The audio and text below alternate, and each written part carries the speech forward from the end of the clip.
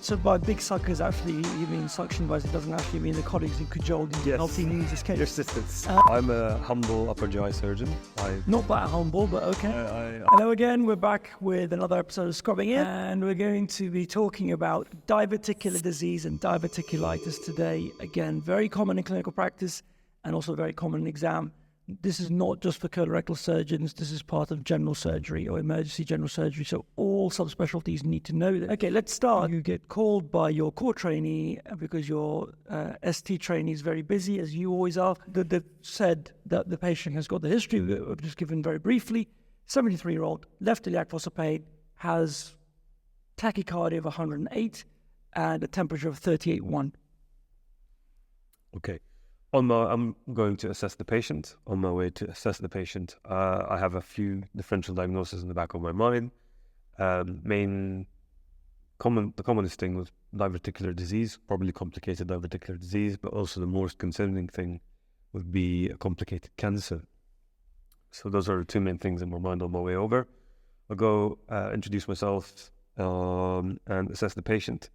If she's well enough to answer questions and stable, then we can have a history and exam. Otherwise, I'll assess her ATE as per the CRISP protocol. Make sure that she's adequately oxygenated, good breathing, and adequately resuscitated. Make sure there's fluids running, antibiotics, bloods have been sent off.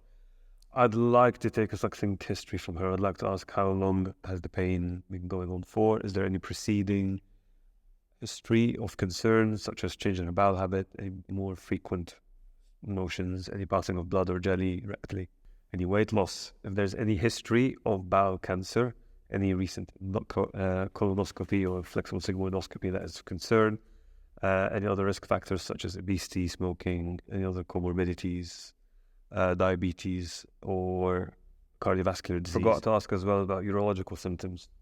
Very good. So any urgency or any nocturia or anything like that.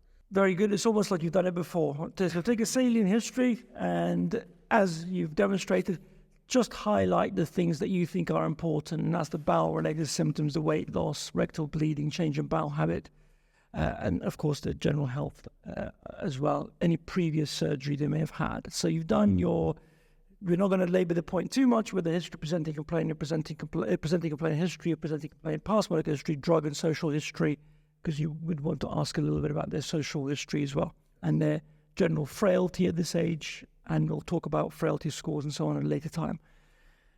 You've taken a history. The history is she has had vague abdominal pain for the last week, 10 days, didn't think much of it, it's gradually gotten worse, and this morning she was vomiting, was pyrexial, had a visit from her daughter, and she was quite concerned about her mother and called the ambulance. And the way you find her is that she's complaining a lot of left-sided pain. The temperature is high, 38.1. She's got fever, and she's got tachycardia of 105. How are you going to approach this patient after your history? They'll proceed to exam, looking for observations, looking for any symptoms of patient being unstable and going to rapidly deteriorate. I'll also look for so her saturation, her blood pressure. Can talk a little bit about mean arterial pressure here in terms of a sign for severe sepsis. Also look for her cap reflow, general state, then proceed to examine her abdomen. Looking for signs of tenderness, guarding, generalized tenderness or generalized guarding. Good. And they'll probably give you some pointers then. They'll say there's rebound tenderness or there's guarding or there's soft abdomen, depending on the scenario. And again, they may have somebody that's quite physiologically well all the way to somebody who's shocked and tachycardic and real extremist. Okay, she's a little tender in the left iliac fossa. There's some localized gardening, but no generalized peritonism. These are the observations we've given you. What are you going to do in terms of investigation? What would you like to do next is usually what they would say. So we've sent off bloods. I'm particularly going to be sure that we've sent off full blood count, renal function, CRP, clotting, the group and safe. This patient may need to go to theatre. I'd also like to get a CT scan with IV contrast. You usually get a CT scan. The examiner may say, well, what about a chest X-ray to see if the patient has some kind of perforation? Is it a little bit distended? What would you say to that? They have poor diagnostic capture poor sensitivity of capturing subtle perforations. So CT scan is still the best option. Yeah, the answer is if you get a chest X-ray, and the emergency department may have just got a chest X-ray anyway because the patient's got a high temperature and looking for sources and so on. But if you get a chest X-ray, if it shows no air in the diaphragm, you're still going to get a CT scan because you need to know what's going on inside the abdomen. If it shows air in the diaphragm, you're still going to get a CT scan to see where the air is coming from, and or try and localize it and see if it's bowel or if there's content or whatever. So that in both scenarios, you're likely to get a CT scan. So I wouldn't get too bogged down and doing a chest X-ray or not. A CT scan with IV contrast, with all of these CT scans in these kind of emergency scenarios, they may throw a bit of a curveball. Okay. EGFR is, 0.1 decimals below something or other. It doesn't affect Don't worry about it. The clinical precedence, the clinical scenario and the emergency situation takes precedence over the potential fallout from contrast. And also there's been recent evidence that the contrast isn't quite as toxic as we may have once thought. There's going to be an army of radiologists with pitchforks and... the renal physicians will come and defend you. Yeah. Ultimately, the decision that you need to make is you need a diagnosis or at least some indication of knowing what you're dealing with, especially in a patient elderly, potentially frail. You need to know what you're dealing with or have some idea before you start sharpening your knives. And what you do, this patient may not even need an operation, depending on what you find. Okay, the CT scan shows there's thickening and inflammation around the sigmoid colon. What CT findings would make you think this is diverticulitis and the severity? I would look for signs of fat stranding, edema of the tissues. I'd look for pockets of fluid and a fluid level, so pockets of fluid with gas in them.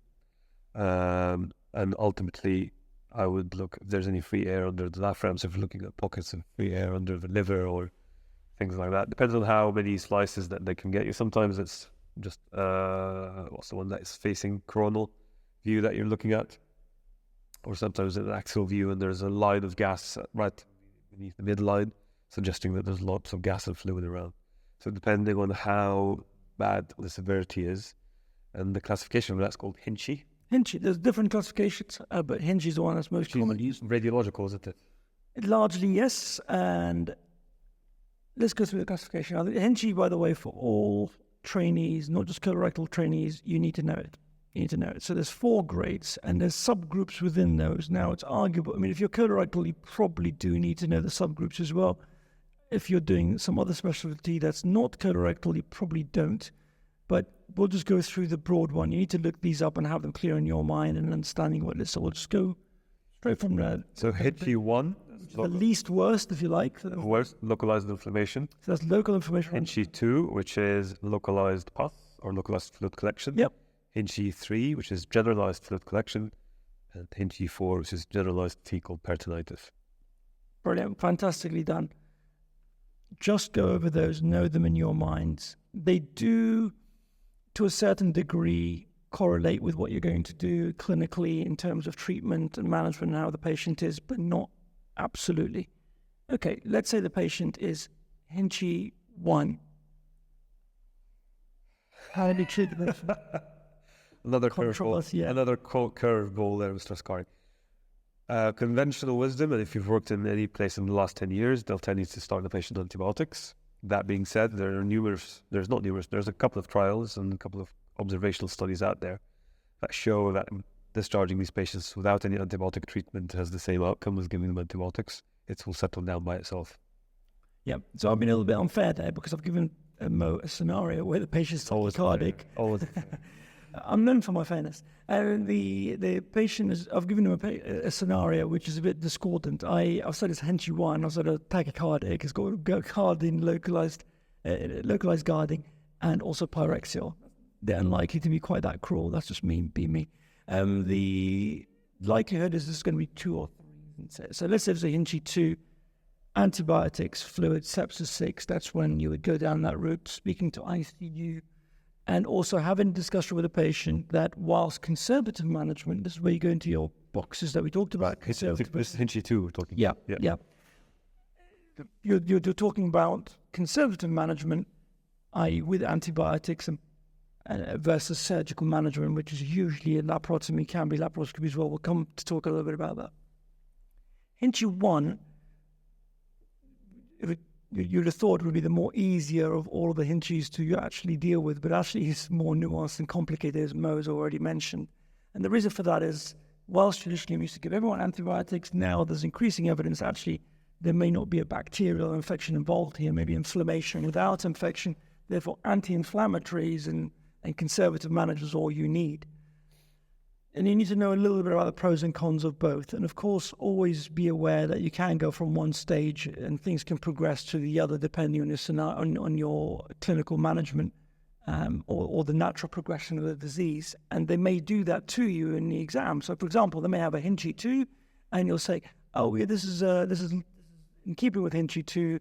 The patient is now stable. You've given them antibiotics and fluids." Say, "Okay, it's now 48 hours later, it's your Saturday morning ward round, and you've come in, and the patient now has got a new score of 7, and they're tachycardic, they're shocked, and they give you a very extreme scenario to try and see how you would react to the evolution of that process." That's the conservative management. Antibiotics, bowel rest, whatever that may or may not mean to you in terms of free fluids and so on, is still a little bit controversial, but some people use free fluids and not solid foods.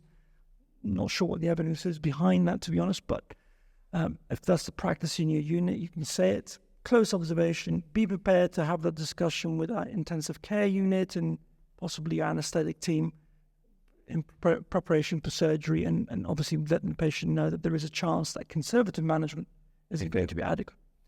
Okay, let's say you do get a scenario where everything goes really well for the first 2 days, and then bang, on Saturday morning, when everybody else is at home, the patient all of a sudden gets dramatically worse. Or the middle of the night, they love the middle of the night. I'm concerned that the patient's diverticulitis has progressed and there may be an underlying perforation. I'd again reassess the patient as per the CRISP protocol, ATE, stabilize them, get a fresh set of blood. I would get critical care outreach involved. I'd get ITU involved, come and assess the patient, help me stabilize them. Make sure that they haven't had so already. I put a catheter in, get a gas, arterial or venous. Yeah, excellent. So all of this is in part of your sepsis 6 kind of bundle. And like Mo said before, and we've said repeated times, just make sure that you have a really nice, concise way. I would resuscitate the patient as per the sepsis 6, which would include catheter, fluids, antibiotics, blood culture, blah, blah. Just make sure you've got a very smooth way that's practiced. You can say, excellent. So you resuscitate the patient. You've examined the patient is now peritonitic in all quadrants. So we will probably progress to Hinchy 3 or 4. So I think we need to take him to theatre. Yep. So I'll consent the patient for a laparotomy, plus minus Hartmann's, plus minus proceed. And the main benefit here is preventing further progression of their sepsis, controlling their sepsis and infection, and also trying to definitively treat their complicated diverticular disease. General risks include... I'm going to break it down into 2 separate boxes whenever you talk about whatever they are. General and procedure specific. Yeah. So for general, you have infection, collection, injury to nearby structures, bleeding, development of post-operative myocardial ischemia, post-operative stroke, DVT, PE, renal injury, prolonged ITU stay, prolonged intubation, prolonged drainage, need for further intervention. Specific for Hartmann's operation, there's risk of stomach blowout, ureteric injury, development of further collection of bleeding from the raw edges, stoma complications such as dehiscence or like coming off the prolapse, parastoma hernia. Parastoma hernias. Good. Anything else? Oh, forgot one thing. For a complication, permanent stoma is also a risk. There's a risk of 1 in 4 patients. Actually, no, 3 or 4 patients may not get joined up. Yep. So there's only a chance of 1 in 4 having a closure of colostomy. Some of that is related to the patient group that you're dealing with. Yes. It's quite frail. And comorbidities. Multiple conditions. Pretty much it. Again, have those clear in your mind, and just so you can reel them off. And having in those 2 categories, you can choose other ways of categorizing it, but just have some kind of system. It's a good idea. in any emergency scenario where you're going to be doing a major procedure like this, you've also got to mention death, mortality. And it's also good practice to probably put the Neller score mortality on the consent form and mention that as well if the patient wants to know about part of your pre-op workup, put the Neller score. Mention that you're doing Neller score. And all of these emergency scenarios, you're going to say, before you get to theatre, you're going to say, I'm going to consent them for this. You're going to liaise with the anaesthetic and intensive care team, as we said, and the theatre team, and you're going to do some kind of risk stratification. And in the UK, we usually use the Neller score. And once you've done that, patient's consented, as we consented for all the relevant procedures or possible complications. Patients in theatre under general anaesthetic asleep. Prep and drape is done. What position would you like them in before we start? My personal preference is Lloyd Davis, split legs. Very good. Yeah. Trying to be sophisticated like the colorectal surgeons. In reality, I don't know, he puts them supine. Oh, just a second. So some people I've worked with put them supine to prevent you from joining them back. Yeah. But, yeah, I mean, split legs or usually split legs. I mean, certainly our colorectal colleagues quite rightly like the patient supine, so they've got access from below as well. You do a prep and drape, supine or split legs, Lloyd Davis, and you've gone in and you do a laparotomy, you've gone through the layers, you open up the abdomen, there's pus and fecal matter all coming out. Okay, so... And for once, it's not you hitting the injury. No, it's not me, yes. It's the disease. Good. You need to evacuate all the fecal matter and the contamination out. You need lots of wash. Physically remove the material yourself. But general surgery wasn't glamorous. Yeah, absolutely, absolutely. Someone has to do it. You need to remove all the contamination yourself. Make sure there's adequate washout. Make sure you've got big suckers, pool suckers as well. Some people might even stitch. If there's a perforation on the side, you might even just put a quick stitch inside to control the exit of the fecal material out before you proceed to resection. That's one way of doing it.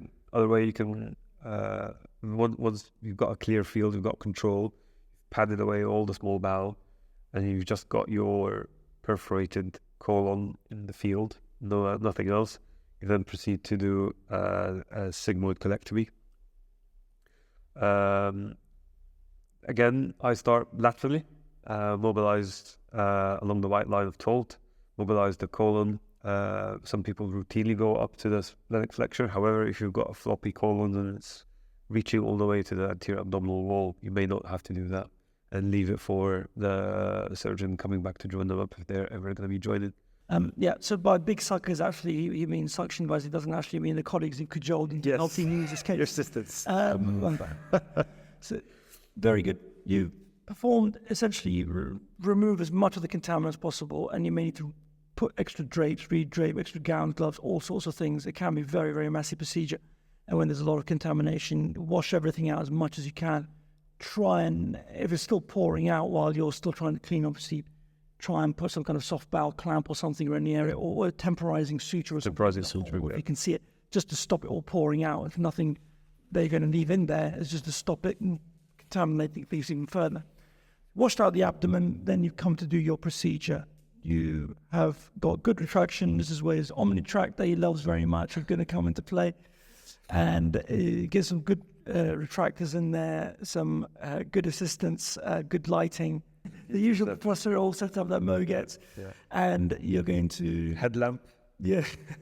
Oh. That's for appendectomy. Yes. And then you're going to bring the colon towards yourself, the sigmoid colon towards yourself, so you can see the nice white line of Tolt. And whether you use scissors, diasthermy, blunt dissection, a combination of all three things, you're going to go up the line of Tolt, being careful of the ureter and other retroperitoneal structures. Like Mo says, some people routinely go up to the splenic flexure. Some people don't, because if there is a long enough piece of segment of colon that you can turn into a stoma. You've done that, protected the ureter. You could do lateral first, medial first. I tend to do lateral as well. You need to identify the ureter. Identify the ureter. Stay close to colon, pushing it away. And the other maneuver to protect the ureter is to divide the mesocolon close to the colon and wall, so you're protecting it. Exactly. Another device for ligature would be useful here. There are other devices. There are other devices as well. This is all I use. The next The other caveat really is where you stop your dissection distally, and you need to stop because of diverticular disease. You can get diverticulitis of the stump if you leave a long stump. Yeah. So you need to continue your dissection distally to the sacral promontory if the hole is proximal to that. Obviously, if it's distal to that, you need to go as far. Maybe you're in trouble. Especially the male pelvis. But yes, it's about source control, isn't it? You've obviously got to get around the area that's disease and the segment that's disease. And in some people, that can be quite a large segment, long segment, and can be way down in the pelvis and below the sacral promontory, which can make it quite challenging, especially in the male. Okay, you've got your segment of bowel, you've mobilized it medially, you've mobilized it laterally, you've divided the mesocolon with the energy device, tying, sutures, scissors, combination of all 3, 4, 5 things. You've got that, so you've now got your colon that you've divided using your clamps and stapler or... Circular. He uses clamps, I use a semicircular stapler. Thank you very much. New age, okay. I'm old school, I use clamps and a knife, but it's expensive surgeon here. Sure. And chloroform was still used. So some places I work, it probably still is in use. But and then you divided the segment of bowel, so that's going to go to the specimen part. Then you've got 2N. What do you do here? I'm a humble upper GI surgeon. Not that humble, but okay. I am a humble upper GI surgeon. I will perform an end colostomy. However, if you're a colorectal trainee, you may need to familiarize yourself with the ladies group of randomized control trials from Scandinavia, Lola and Liva, which talked about the roles of just washout and drains and coming out, as well as primary anastomosis compared to end colostomy and the outcome for both patients, both patient groups. Good. Not both, all patients. Absolutely. If you are not specifically a colorectal trainee, the only right answer is going to be a Hartmann's. It is very questionable because they're going to see what subspecialty you are, because it'll say so in your badge as you walk in. You're a number and a specialty. That's your badge number. Your name won't be on there. They'll know what subspecialty you're. And if you turn up there as a sophisticated upper GI surgeon like my colleague here, and start fiddling around with trying to rejoin an 81, 85-year-old with fecal peritonitis, I think you're going to have a hard time in that station. Even for colorectal trainees, in the scenario we've given, it could be argued that a Hartmann's is probably safer. And I know colorectal colleagues who would just do a Hartmann's in this kind of scenario, and traditionally that's what's being done. If they give you a less extreme scenario, then the primary anastomosis, with or without defunctioning proximally, i.e. small bowel dysfunction, you can get into that discussion. That's not something they're going to particularly ask you necessarily in an emergency general surgical one, certainly if you're not a colorectal surgeon. Lots of trials, and there were some previous trials preceding the Scandinavian trials, mainly in the Netherlands, which demonstrated washout alone versus resection, so on. There's some controversy as to what you should do. Generally, Hartmann's remains accepted in these extreme circumstances as to be an option, certainly if not the only option, then at the very least an acceptable option. And here is where you can say, as an upper GI surgeon, as somebody who's not a subspecialty expert in this area, in my hands, my training, I would do a Hartmann's. Absolutely fine. A safe answer as a day one consultant. Yeah. But for there's even a colorectal day one consultant. I think so. Those of you who are colorectal trainees, these trials that Mo has just mentioned, you do need to know them, of course, not just in the context of the emergency general surgical scenarios you may be given, but even in long cases. You may have a diverticular disease long case, very possible. So you need to know them more in depth than a non-subspecialist colorectal. Some people can leave drains in the stump. Some people can leave Foley catheters in the stump. Some people overrun the suture line, do what you do. Yeah. Leave drains. As Mo said, there's a variety of options as to how you deal with the stump. Traditionally, I've been trained to put a drain in the stump as well as obviously a drain in the abdomen, given that there's so much peritonitis and so much contamination. Some people don't. I routinely do. Arguable as to how long it stays in for. I know when the patient is being moved in ICU, sometimes it can just come out and dislodge. But like Mo says, do what you usually do. And if you don't usually put the trainee in, fine. If you do, just say that you do. With regards to those of you who are colorectal, maybe push that a little bit further, although this is unlikely in the 5-minute general surgical scenario, but maybe as part of your subspecialty long case with regards to reversals and what you're going to do next in reversing patients, but that's a discussion for a different day. We just want to focus on the emergency perforated kind of Hartmann's procedure type scenario for diverticulitis. The drains are in, you close the abdomen. What if you can't close the abdomen? You can use a wound closure device or a wound device. Yeah, whichever one you're comfortable with, like Aphthera, Bogota bag. The bag. Not very much used in the UK now. You can make your own, of course. And they go to ITU, and then 24, 48 hours later, you have a second relook. And this is the bit where you start talking about the multidisciplinary team approach of working with your critical care colleagues, dietitians and specialists, physiotherapists, and whatever allied healthcare professional that you may need. Post-op. So nutrition is important. Yep. They might progress into ileus. Yep. You want to make sure that they leave the operating theatre with a urinary catheter, Yep. NG tube, drain management plan, monitoring drain output. They may need a central line or a PICC line for nutrition if they will have prolonged ileus along this attack.